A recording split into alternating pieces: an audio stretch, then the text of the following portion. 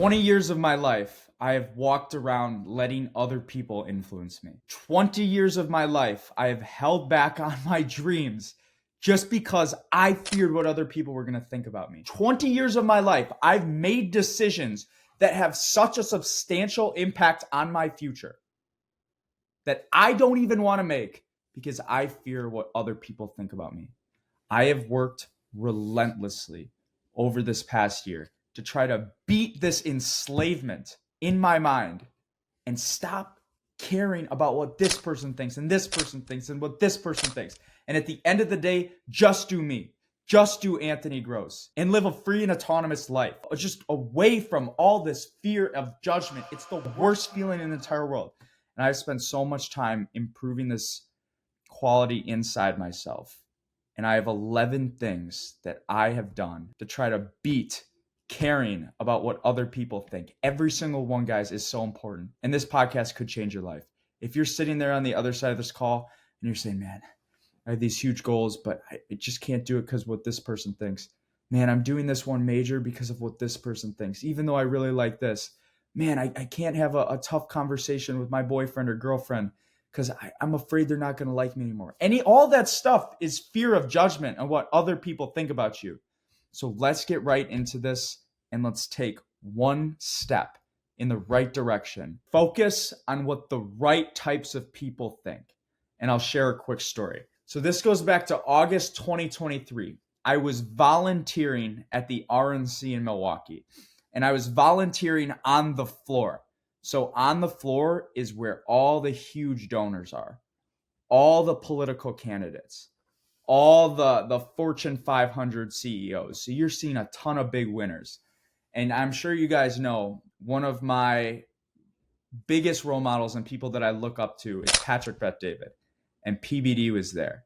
And so I'm sitting there, I'm like 5-10 feet away from PBD. And I'm like, oh my God, like no way. I got to go shake his hand, say what's up. And I built up the courage. I went up to him, shook his hand, said, I'm loving what you're doing. I got a picture with him. I walked back to my spot and it was the most surreal moment ever. And I was kind of just starstruck. But in that moment, I took 1 second just to look around this entire floor. And you're seeing a CEO of Northwestern Mutual.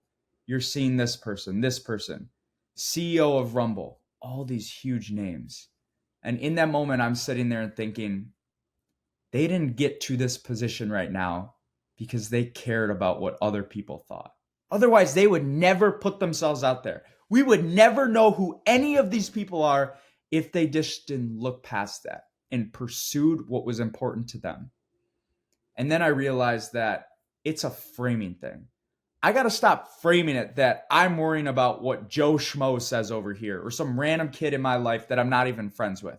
I need to start worrying about what the PBDs of the world would think, what the CEO of a Fortune 500 company would think. And if I'm doing something that's good, that I know is good for myself and putting myself out there that's unique and will probably get pushback from friends. For example, putting stuff on social media. I know that those types of people are going to look me dead in the eye, stick out their hand and shake it and say, keep going. Those people will have my back. I don't care about Joe Schmo. Joe Schmo is jealous. Joe Schmo does not have my best interest. Start to focus on what the right types of people will think, and it will give you that extra oomph of confidence and self-approval. Number 2, take yourself seriously. How can you ever expect other people to take you seriously and not give you shit if you don't even take yourself seriously? For example, this whole content thing for me, it didn't come out of nowhere. I wanted to do this back in high school. I was too afraid. I wanted to do it in college. I was too nervous. Freshman year of college, I tried to make a YouTube video and I made one video. And if you go and watch this video online, watch it under my name, Anthony Gross, you'll see in the video, I'm trying to film. I ask my friends questions. I'm talking during it and they're laughing at me throughout the entire video. It's embarrassing. I'm watching this stuff right now and I'm shaking my head saying, how embarrassing is it that your friends are laughing at you when you're trying to pursue something? But I can't fault them for laughing at me because I never told them I was serious about it. I was making fun of myself for the whole process. I'm like, man, I hate doing this. man, this is so cringy, because I was trying to seem cool, even though I really wanted to do this. The moment that you go and you're serious about something, and you take yourself seriously, and you show other people that you're freaking committed to this, is the moment when they stop talking shit, because they know you're about this. But until that comes, you are going to be heavily influenced on other people's opinions, because they're going to make fun of you to your face all you want. And that's really going to erode on your confidence in what you need to get done. Number 3, do not fear losing friends. Get excited about the weed out. I think a lot of fear of judgment comes from, man, this person's going to think this about me, and therefore they're not going to like me. Therefore, they're not going to want to be friends with me. And that may be the case. You're going to lose friends if you try to do something big. But that shouldn't scare you. That should actually excite you. For example, the amount of friends that I've gained and lost over the past year, it's a decent amount. But I've learned that when I'm serious about something and I fully commit to it, and I start doing something like trying to build a personal brand and social media, I have friends talk shit all the time. Friends that I thought were friends. I got friends that were commenting on my post, making fun of me publicly in front of thousands of people who I thought were my friends. And these types of kids are doing that. I'm sitting here and saying, you are not my friend. No true friend would ever do that. And a true friend would have your back no matter what. And so therefore, you weed out people. It's like Orgo. What is Orgo? It's the weed out class for chemistry. You see which people are truly committed and in it for the long run.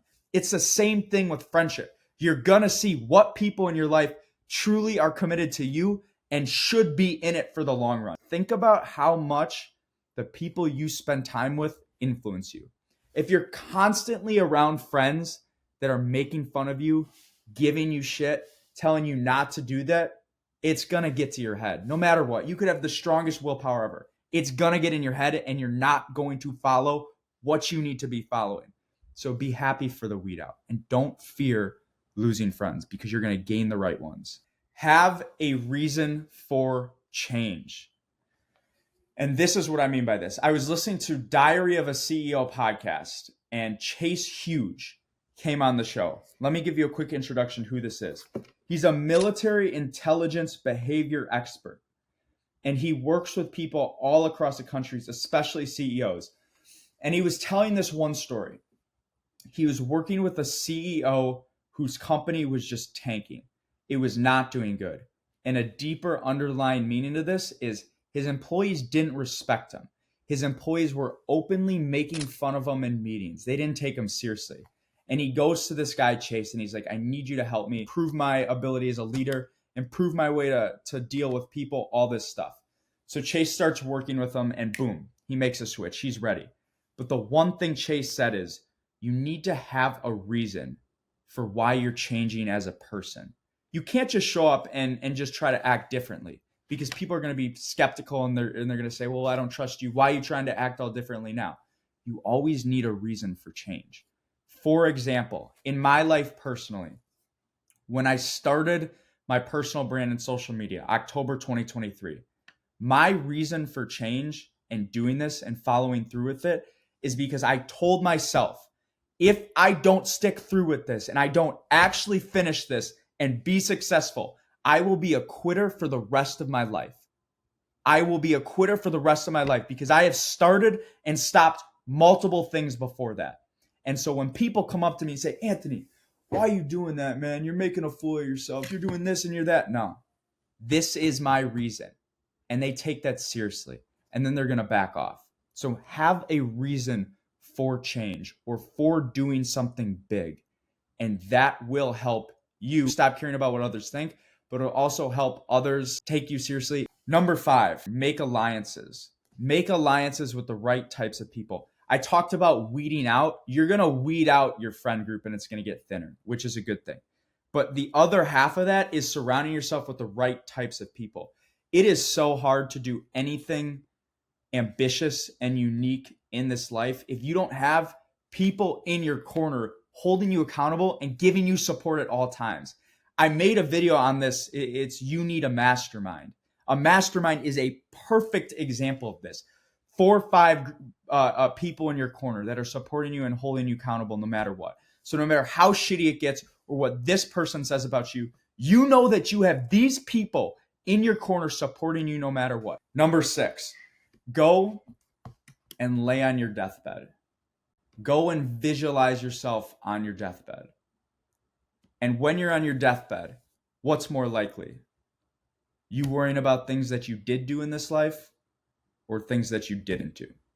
I'm going to go out on a limb and say when you're on your deathbed, you're not going to be worrying about what you did do or if you did something embarrassing that wasn't cool. You're probably going to live in regret. And that's a scary freaking thing to think about.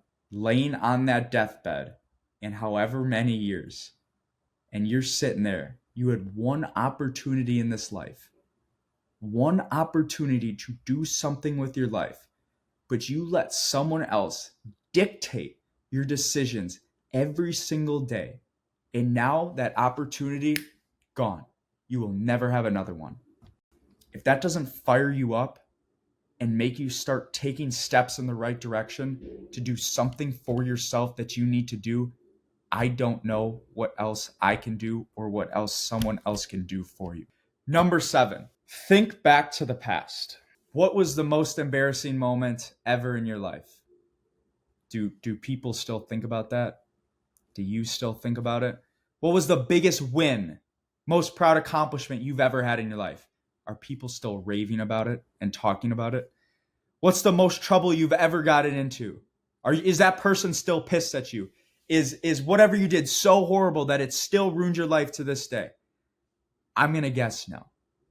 Because at the end of the day, something I've learned is people have very short-term memory. People have very short-term memory.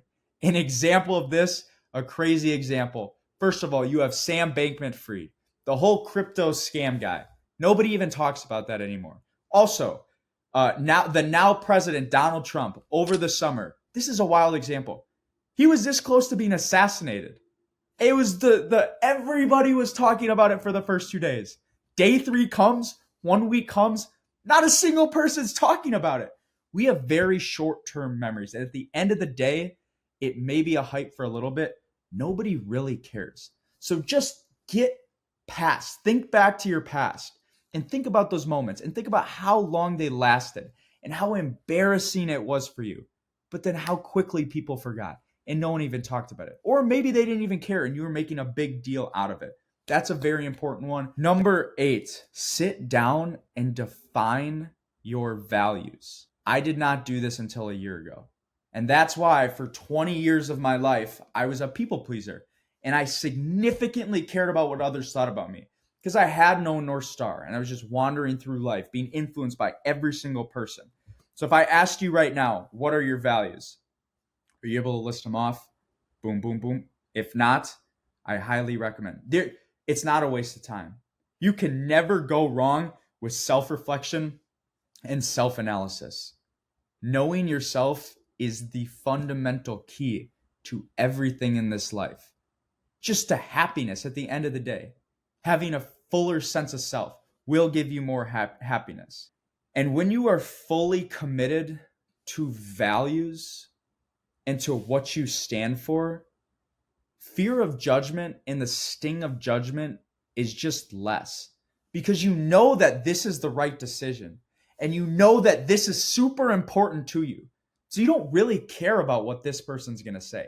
That's why defining your values is so freaking important. Focus on becoming. My friend actually brought this up. Joe, you guys know Joe.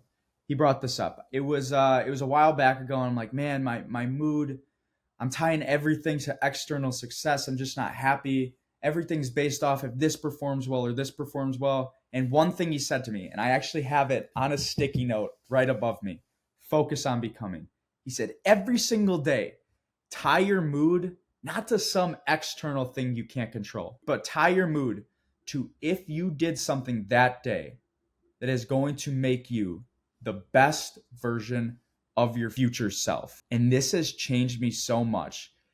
Not only with my mood, it's helped with my mood, but doing this every single day, taking one action to make sure you serve the best version of your future self, slowly gives you these small wins and slowly builds up confidence.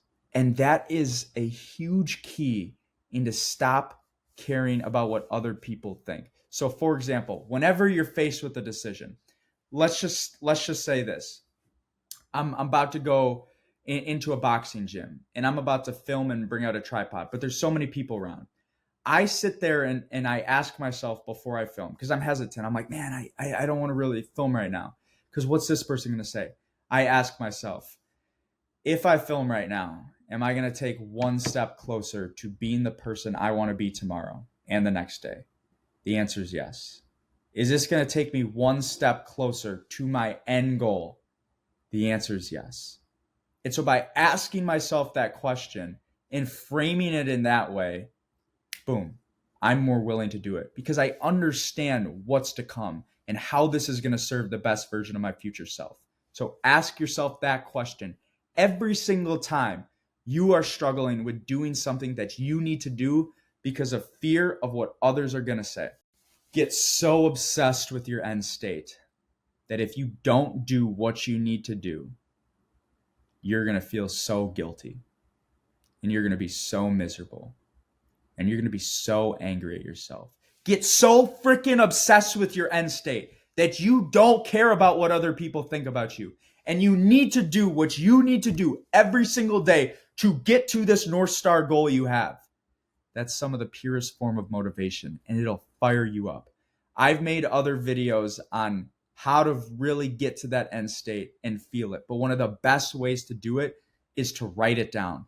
Specifically write out your goal so you can read it every single day. Also, visualize that goal. Feel the emotion.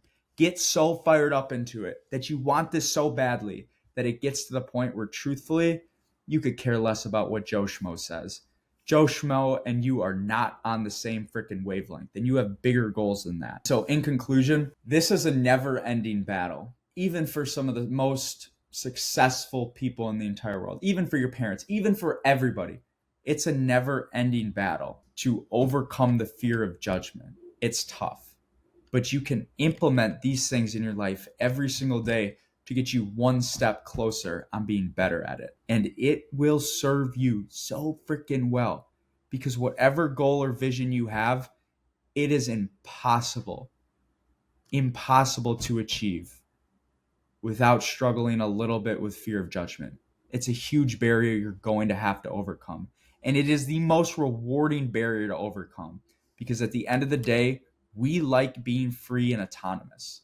And we are not free and autonomous when we are letting other people's opinions dictate our actions. So let's get it. It's 2025. I hope you took some value out of this podcast. If you made it to the end, can you please shoot us a follow on Spotify? Please share this with a friend that is going through the same struggles as you right now, or share it to someone in your mastermind alliance.